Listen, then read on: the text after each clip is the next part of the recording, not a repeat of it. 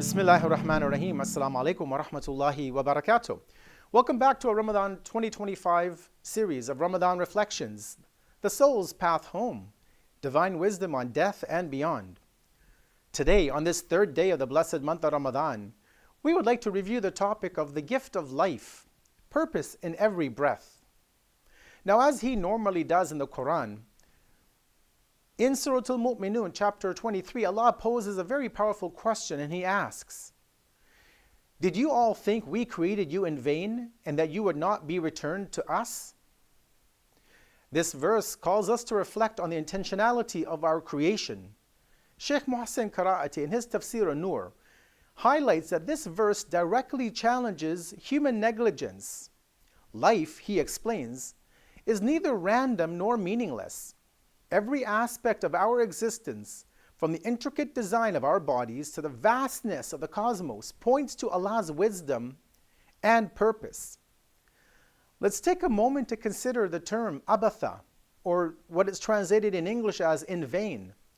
Now, this word refers to actions without purpose, lacking wisdom or benefit.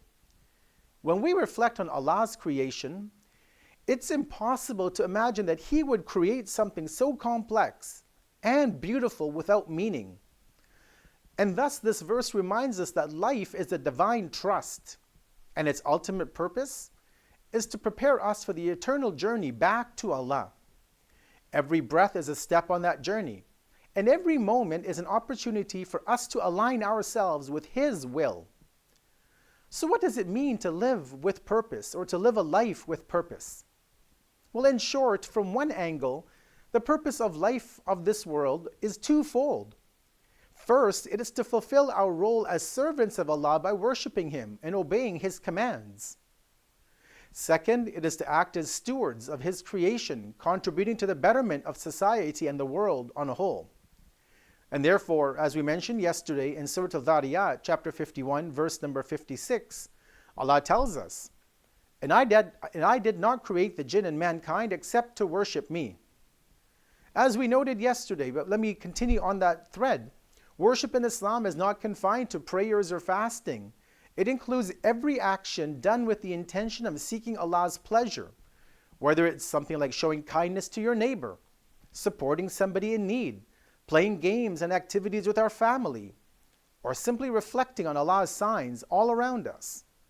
Now, in this temporal world, we strive to fulfill our purpose through prayer, good deeds, righteous living. However, our earthly existence is just a prelude to the eternal realm that awaits us. And when we study the hadith, we see that they paint a beautiful picture and tell us that we have not been created to perish, but rather to remain forever, for eternity. We merely transfer from one home to another when we die. And this understanding reinforces the idea that our souls are eternal, merely transitioning from one state of being to another. Our actions in this life directly impact our status in the hereafter. Every deed, every intention, every moment of remembrance of Allah contributes to our spiritual growth and prepares us for the ultimate meeting with our Lord. As we contemplate death, we're reminded to live purposeful lives centered on serving Allah, ensuring that every action we do is in the worship of our Creator. By aligning ourselves with the reason for our creation, we not only find peace and contentment in this world, in our hearts, but we also ensure a blissful eternity in His presence.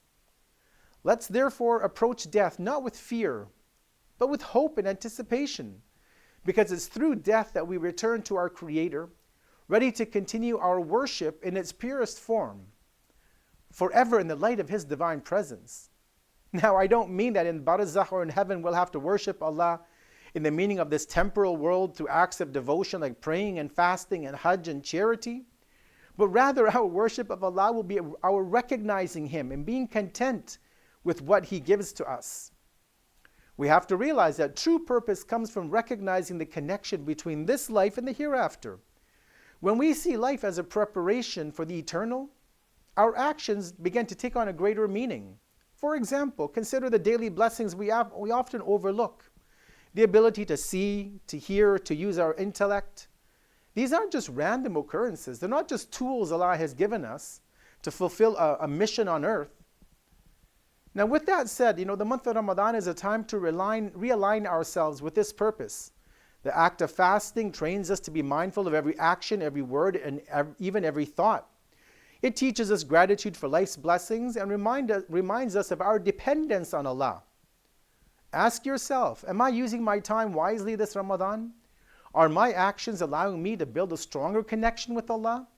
How can I use the days and nights that are coming up to live with greater intention and purpose?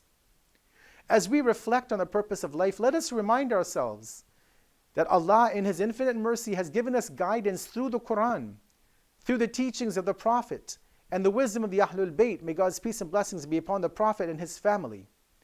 In fact, we have a beautiful tradition in which Prophet Muhammad, may Allah bless him and his family, is reported to have said, "Surely you were not for annihilation. You were not created for annihilation. Rather, you were created for eternity." These words remind us, brothers and sisters, that our lives, though brief, are filled with eternal potential. Now, as we conclude today's reflection, let us make a sincere dua, asking Allah to grant us clarity of purpose so that every breath we take brings us closer to Him. We ask Allah to help us to live lives of meaning, of purpose, and to prepare for the day we return to His presence. Thank you for joining us today, and tomorrow, God willing, we will continue to explore, reviewing the topic of fulfilling the trust. A soul's journey begins. Until then, wassalamu alaikum wa rahmatullahi wa barakatuh.